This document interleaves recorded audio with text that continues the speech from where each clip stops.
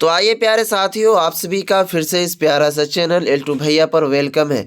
देखेंगे जो भी ये स्टूडेंट का एग्ज़ाम 2023 में होने के लिए जा रहा है मौलवी का, तो उनके लिए वेरी वेरी इंपॉर्टेंट क्वेश्चन तो ला ही रहा हूँ। लेकिन फ़िलहाल सोशल स्टडी चाहे जो भी सब्जेक्ट हो आपका, जैसे दीनियात, अरबी, फ़ारसी और क्या कहते हैं हिंदी, इंग्लिश, उर्दू वगैरह, जो भी सब्जेक्ट का जितने भी सब्जेक्ट का एग्ज़ाम लिया जाता है, तो पिछले साल का जो भी सब्जेक्ट का एग्ज़ाम लिया गया था, पिछले साल का जो भी क्वेश्चन है, पिछले साल में जो भी क्वेश्चन पूछा गया है, उन सभी से आप सभी को मैं अवगत कराने की कोशिश करूंगा।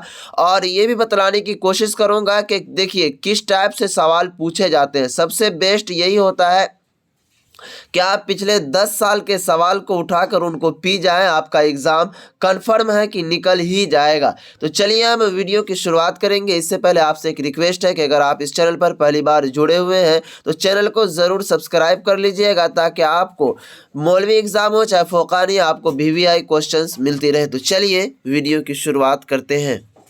तो सबसे पहला आप देखेंगे यहाँ पर साथियों, जैसे ही आप एग्ज़ाम हॉल में प्रवेश करेंगे तो आपको यही क्वेश्चन इसी टाइप से आपको दिया रहेगा। ओनली फॉर यहाँ पर जैसे लिखा हुआ मौलवी एग्जामिनेशन 2022, तो 2022 की जगह आपको 2023 मिलेगा, यानी कि आप सभी का एग्ज़ाम 2023 के जनवरी में होगा, तो इसीलिए 23 लिखा रहेगा। तो इसी टाइप से यहाँ पर देखिए टाइम जो आपको दिया जाएगा, 3 घंटे टाइम दिए जाएंगे हर सब्जेक्ट में। और आपके जो सोशल साइंस, यानी कि ये जो सोशल साइंस का मैं बता रहा हूँ आप सभी को, तो इसमें 100 मार्क के सवाल आपसे पूछेंगे। तो यहाँ पर देखिए उसके बाद हिदायत भी दिया गया है, कहा गया है कि सवाल 3 ग्रुप में तकसीम है। अब 3 ग्रुप का मतलब ये हो गया कि आपका जो सवाल है ना, क्वेश्चन है, वो 3 ग्रुप यानी कि 3 भाग में बांटा गया है। ग्रुप अलिफ में बांटा गया है, ग्रुप बा और ग्रुप जीम में बांटा गया है। अब देखिए सबसे पहले होता है कि सारी चीज़ को समझकर उसके बाद आप सभी को एग्ज़ाम देने में बहुत मज़ा आएगा। उसके बाद देखिए कह रहा है कि ग्रुप अलिफ में मारूजी सवालात हैं। अब आपको मारूजी सवाल समझ में ही नहीं आएगा कि मारूजी सवाल है क्या। तो मारूजी सवालात को आप ऐसे समझेंगे साथियों कि जिसे आप ऑब्जेक्टिव टाइप कहते हैं, उसी तरह जैसे आपको बिहार बोर्ड का अगर आप एग्ज़ाम देते होंगे तो वहाँ लिखा होगा section A, section B, section C, इस टाइप से लिखा हुआ रहता है। तो सेक्शन ई में क्या कहते हैं 1 से 10 तक सभी ऑब्जेक्टिव सवालात रहेंगे। उसी टाइप से इसमें भी बताया गया है कि ग्रुप अलिफ में जो है मारूजी सवालात यानी कि ऑब्जेक्टिव सवालात रहेंगे। उसके बाद कह रहा है कि ग्रुप बा में मुख्तसर सवालात के जवाब मतलूब है। यानी आप समझिए मुख्तसर सवाल का मतलब ये हो गया साथियों कि जैसे आप सभी का जो एग्ज़ाम होता है मैट्रिक हो या फिर इंटर में, तो सेक्शन बी में जब जाएंगे तो उसमें 2 नंबरा जिसको आप बोलते हैं 2 नंबर के जो सवाल आते हैं उसे आप उर्दू में कहा जाता है मुख्तसर सवालात। और ग्रुप जीम में जो है साथियों तवील सवालात, तवील का मतलब होता है लंबा सवाल और उसका जवाब भी लंबा होना चाहिए। तो यानी कि जैसे आपका 5 नंबर का सवाल हो गया, 10 नंबर का सवाल हो गया, ये सब आपको ग्रुप जीम में देखने को मिलेगा।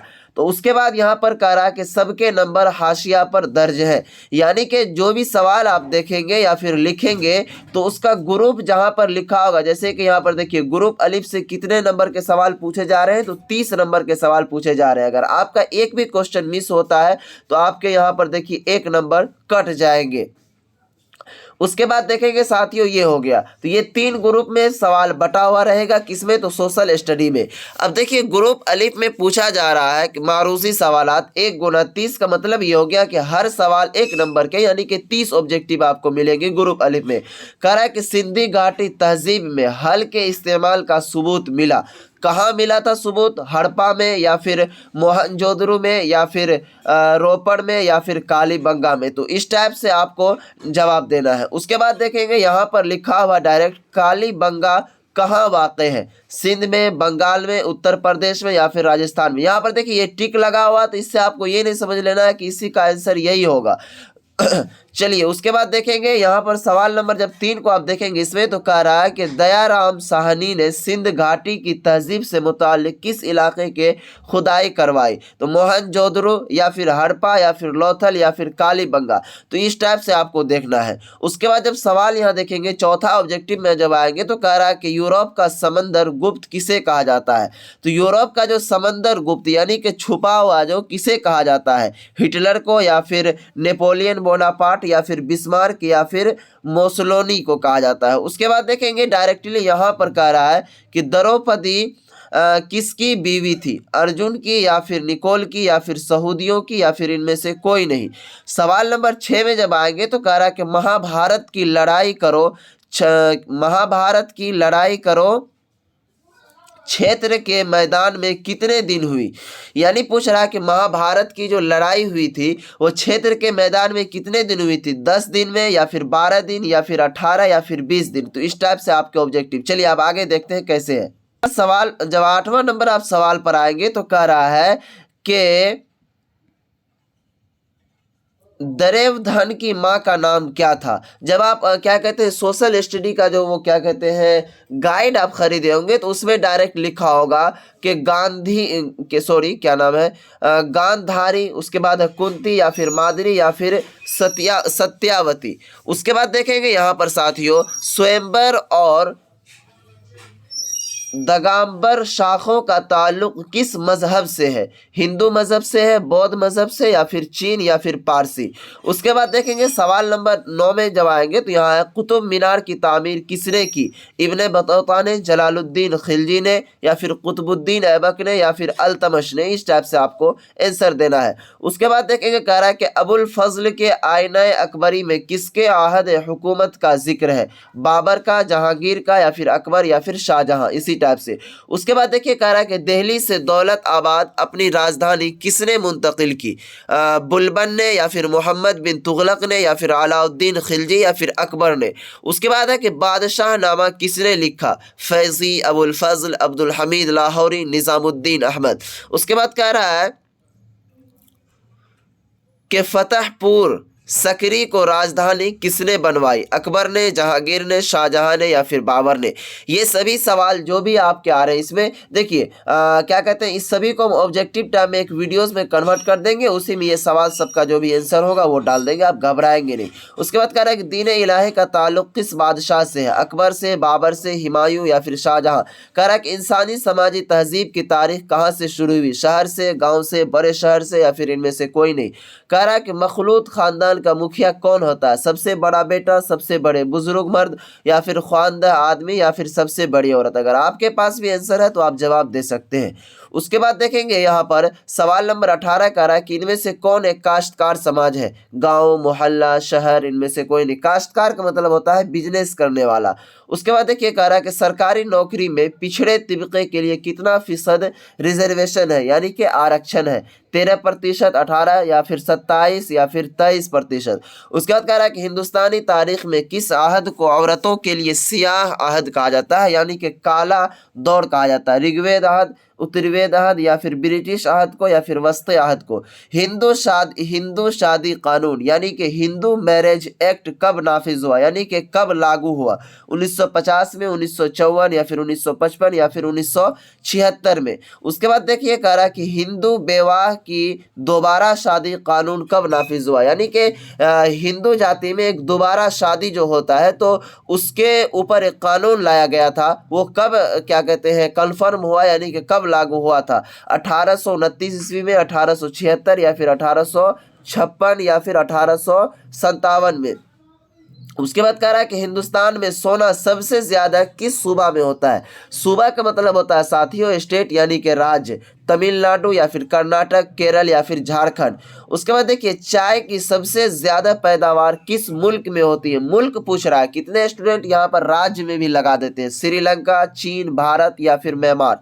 उसके बाद देखिए कह रहा है कि रकबा के लिहाज से भारत का सबसे बड़ा सूबा यानी कि स्टेट कौन सा है, मध्य प्रदेश, उत्तर प्रदेश, राजस्थान या फिर महाराष्ट्र। उसके बाद है सवाल नंबर 26 में कि शोलापुर किस सनअत के लिए मशहूर है, लोहा के लिए या फिर एल्युमिनियम या फिर सीमेंट या फिर सूती कपड़ा के लिए। उसके बाद कह रहा है कि सनअती तरक्की किस आलूदगी को ज़्यादा मुतासर करती है, पानी को या फिर हवा को या फिर आवाज़ को या फिर इनमें से कोई नहीं। कह रहा है किसी मुल्क में आबादी को तकसीम यानी कि बांटने के करने वाले अवामिल में से ज़्यादा रोल किसका है, ज़मीन और इलाकाई बनावट या फिर मिट्टी या फिर कुदरती नबातात या फिर आबो हवा।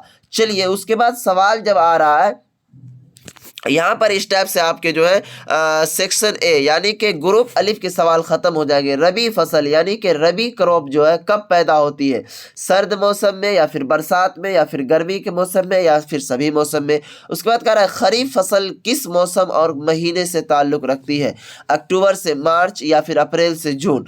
तो इस टाइप से आपके 30 नंबर के ये सवाल थे वो जो कि हमने बताया। उसके बाद चलेंगे ग्रुप बा में। ग्रुप बा में पूछ रहा है कि मंदरजा झेल में से किसी 6 सवाल के जवाब मतलूब है।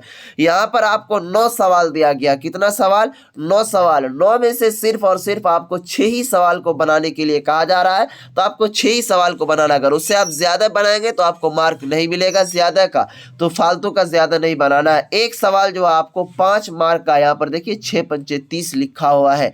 कह रहा है कि महाजन पद यानी कि महाजन पद से आप क्या समझते हैं, इस पर रोशनी डालिए। महाजन से मतलब ये समझिए साथियों कि आपके गांव में कोई होगा जिससे आप कभी जाते होंगे, कर्ज मांग लेते होंगे, फिर उसको दे देते होंगे, तो उसी टाइप से वो महाजन होता है, उसी को कहते हैं। उसके बाद कह रहा है कि मोर्ख अल बीरूनी के बारे में मुख्तसर नोट तहरीर फरमाए। इनके बारे में कह रहा मुख्तसर। उसके बाद कह रहा कि चंपारण सत्याग्रह जो 1917 ईस्वी की हुई थी उसकी इख्तिसार तहरीर फरमाए। उसके बाद देखेंगे साथियों, कह रहा है सवाल नंबर 4 में कि चिश्ती सिलसिले के 3 मारूफ दुर्वेशों का तारुफ पेश करें। उसके बाद सवाल नंबर 5 में है कि हिंदुस्तान में सब्ज़े इनकलाब की मखसूस खूबियों का जिक्र करें। साथियों आप टेंशन नहीं लेंगे, इसका सारा जो भी आंसर होगा आपको मैं अगली वीडियोस में कन्वर्ट करके दे दूंगा, क्योंकि वीडियो थोड़ी सी लंबी हो जाएगी इसीलिए मैं इसमें नहीं दे रहा हूँ। उसके बाद है कि इनफरादी ख़ानदान क्या है, इख्तिसार में तहरीर फरमाए। सवाल नंबर 7 हल्क़े कारज़ी यानी कि ग्लोबलाइजेशन से आप क्या समझते हैं, तहरीर करें। उसके बाद कह रहा है नंबर 8 में कि कच्चे माल की बुनियाद पर सनातों की दर्जा बंदी करें। उसके बाद है सवाल नंबर 9 कि शरह पैदाइश और शरह उमवात के दरमियान फ़र्क वाज़ह करें। अब चलेंगे साथियों, आपका 30-30-60 नंबर के सवाल हमने हल करवाए। उसके बाद जब ग्रुप जी में आएंगे तो इसमें 40 मार्क के क्वेश्चन है, यानी कि अगर एक सवाल इसमें देखिए कह रहा कि मंदरजा झेल में से किसी 4 सवालात के जवाब मतलूब है। यहाँ पर आपको 6 सवाल दिया गया, इसमें से आपको 4 ही सवाल बनाना है, 4 से ज़्यादा बनाने की हिम्मत भी नहीं करना है। एक सवाल 10 मार्क के है, अगर आपका एक भी सवाल कटता है तो आपका 10 मार्क चले जाएगा। चलिए कह रहा है सवाल नंबर 1 में कि चंद्रगुप्त मौर्य की जिंदगी और हुसूलियाबी पर रोशनी डालिए। उसके बाद देखिए अकबर की मजहबी पॉलिसी पर रोशनी डालें। ज़्यादा आबादी से समाज पर पड़ने वाले असरात की वजाहत करें। दलित तहरीक से आप क्या समझते हैं, तहरीर फरमाएं। बैनुल अक़वामी तिजारत में पनामा नहर की अहमियत को वाज़ह करें। दाखिली हिजरत से आप क्या समझते हैं, वजाहत करें। तो इस टाइप से प्यारे साथियों आप सभी का जो ये 2022 में जो पूछा गया था सोशल स्टडी में जो भी क्वेश्चन था, तो वो सभी हमने आपके रूबरू कर दिया, आपके खिदमत में। अब साथियों फ़ौरन इसके बाद ही आप जस्ट दूसरे सब्जेक्ट का मैं लाता हूँ वीडियोज़, उसमें देखेंगे आप किस टाइप के सवाल आते हैं। तो चलिए हम फिर मिलते हैं नेक्स्ट वीडियो में।